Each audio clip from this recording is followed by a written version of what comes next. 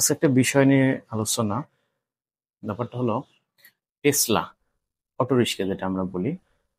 তো এখন আমরা এই সম্পর্কে অনেক অবগত না। আমরা যারা দূরে আছি, গ্রামে থাকি, আমরা এই ব্যাপারটা সম্পর্কে অতটা জানি না।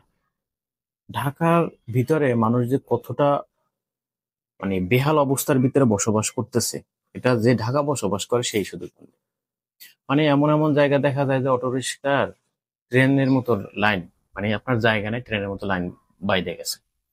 তো এখন এইভাবে যদি চলতে থাকে, একটা টাইমে এট এ টাইম যেটা হবে সেটা হলো আসলে বসবাসের অনুপযোগী। অলরেডি ঢাকা শহরে বসবাসের অনুপযোগী, কিন্তু এইভাবে যদি অটোরিক্সা বৃদ্ধি পেতে থাকে এবং এইভাবে যদি অটোরিক্সা চলাচল করতে থাকে, তাহলে আদৌ কখনো মানুষ এখানে বসবাস করবে না।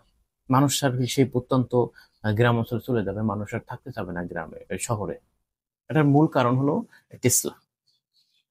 এখন আমাদের কর্তৃপক্ষ আসলে এটা নজরদারির ভিতরে পড়তেছে না, কারণ তারা যখন যায় তখন রাস্তা ফাঁকা থাকে, একটা গাড়িও থাকে না, ফাঁকা রাস্তা দিয়ে সাই সাই করে চলে যাচ্ছে। তো তাদের তো কোনো সমস্যা না।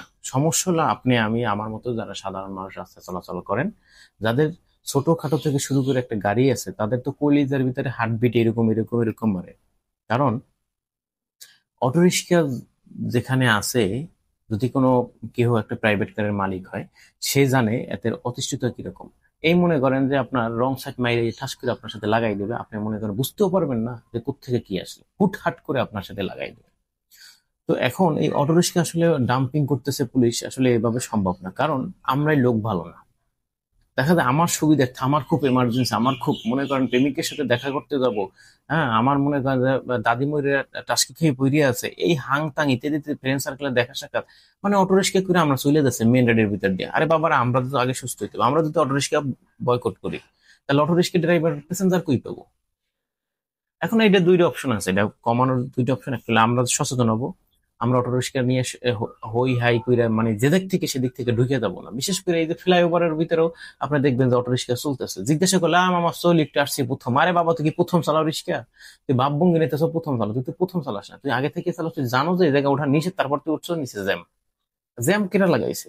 জ্যাম কি লাগাইছে অন্য কেউ? জ্যাম লাগাইছে তোর সহদর ভাইরা, ওই অন্য ড্রাইভার।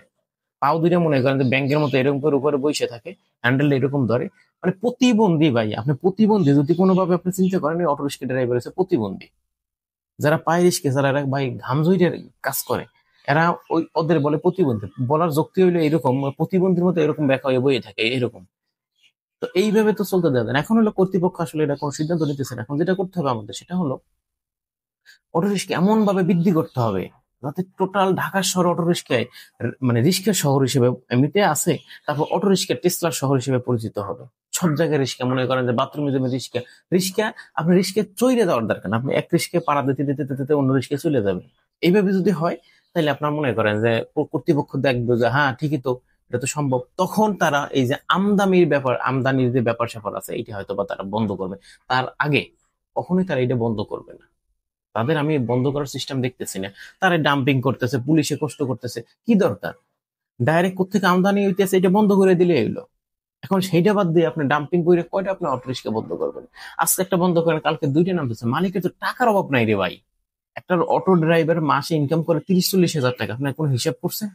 তো 30-40 হাজার টাকা যে অটো রিক্সা ড্রাইভার হিসাব করে, তার ওইরকম 4-5টা রিক্সা নামানো কোনো ব্যাপার? একটা অটো রিক্সা নামায় মনে করেন 1 লাখ টাকা, তার ইনকাম তো 1 মাসের মধ্যেই তার অর্ধেক উঠে যাচ্ছে। কথা বুঝেন না? তো এই হলো অবস্থা। এভাবে যদি চলতে থাকে, আসলে আমাদের বসবাস করা যাবে না ঢাকা শহরে। তো এটা বন্ধ করার জন্য কর্তৃপক্ষ খুবই আহ জোরপূর্বক এটার ব্যবস্থা নেওয়া উচিত আমি মনে করি।